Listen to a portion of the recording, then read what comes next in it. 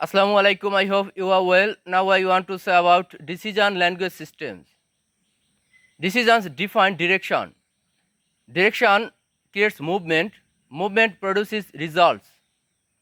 Most people hesitate when deciding. Let us decide with clarity.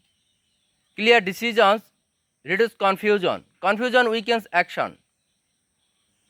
Let us communicate decisions directly. Direct language improves understanding.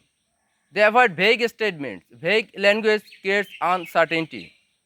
Let us provide clear reasoning. Reasoning strengthens decisions.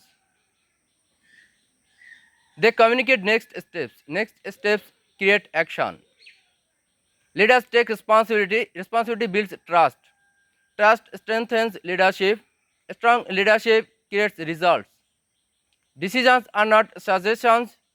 Decisions are direction. Decisions are responsibility. Thank you very much. Stay safe. Assalamu alaikum.